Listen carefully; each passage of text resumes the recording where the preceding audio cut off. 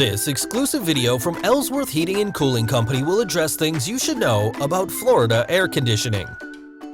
Florida is located in the subtropical climate zone, and it is relatively hot and humid throughout the year.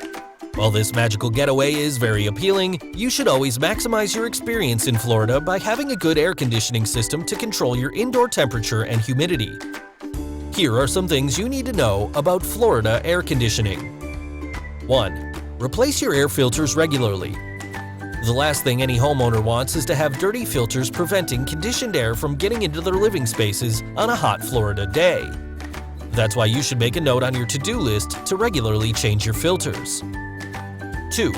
Weird noises means it's time for preventive maintenance. Are you hearing some strange noises coming from your HVAC unit in Florida?